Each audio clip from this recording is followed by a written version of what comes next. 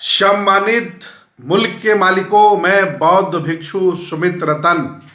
पूरा भारत देख रहा है, पूरी दुनिया देख रही है। बोध गया मुक्ति आंदोलन को लगभग 1 महीना पूरा होने जा रहा है।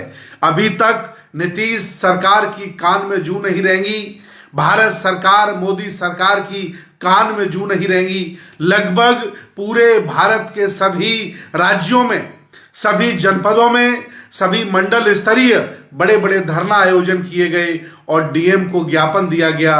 पूरा भारत इस समय आंदोलित है, पूरा बौद्ध समाज, अम्बेडकरी समाज आंदोलित है। वह अपने विरासत पर किसी को अब बैठने नहीं देना चाहता है।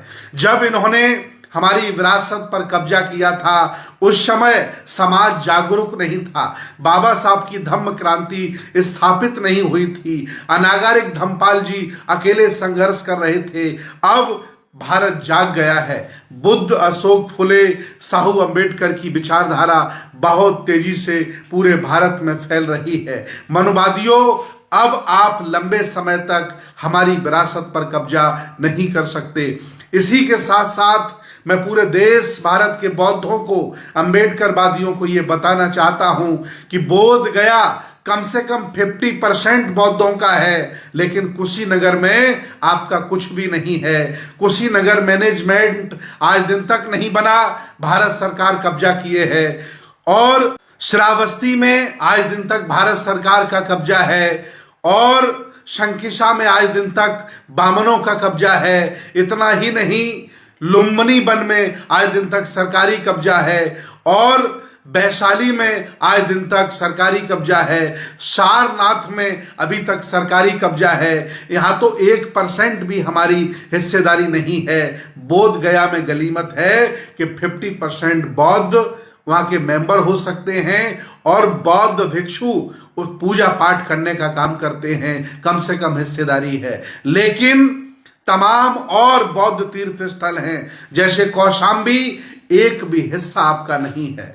चले जाइए आप सांची, 1% आपकी हिस्सेदारी नहीं है। सारा का सारा कब्जा भारत सरकार ने भारतीय पुरातत्व सर्वेक्षण के माध्यम से कर रखा है। मैं आपका ध्यान आकर्षित करना चाह रहा हूं, बोध गया आज नहीं कल इन जालिमों को छोड़ना पड़ेगा।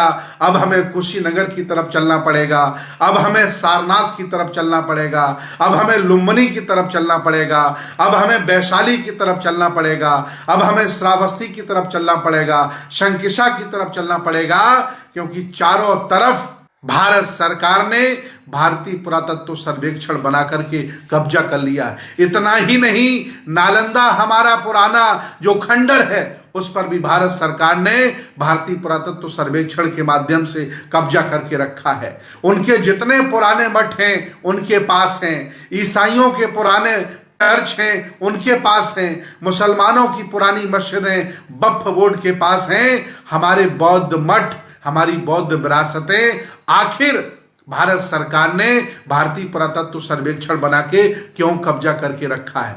मैं आज आपसे निवेदन करना चाहता हूं, इस पूरे देश में हमें मांग उठानी पड़ेगी कि जब तक भारतीय बौद्ध विरासत बोर्ड का गठन नहीं हो जाता, तब तक हमारी विरासतों पर हमारा हक अधिकार नहीं हो सकता। ये जालिम चारों तरफ से कब्जा यूं ही करके रहेंगे और हमारी पुरानी संपत्तियों पर, विरासतों पर पालथी मार करके बैठे रहेंगे।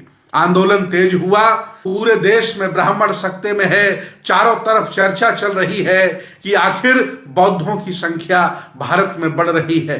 मैं दावे के साथ कह रहा हूं कि जालिम जितना ज्यादा जुर्म करेगा, जितना हक अधिकारों से वंचित करेगा, भारत का बहुजन उतना ही बुद्ध की शरण में, बुद्ध, फुले, साहू, अम्बेडकर के आंदोलन से जुड़ता रहेगा। और आज मैं फिर एक बार चेतावनी देना चाहता हूं, क्योंकि अभी जो आंदोलन कर रहे हैं हमारे बौद्ध भिक्षु, जिनको हम लोगों ने बैठाला है, ये बॉर्डर सिक्योरिटी फोर्स है, बीएसएफ है।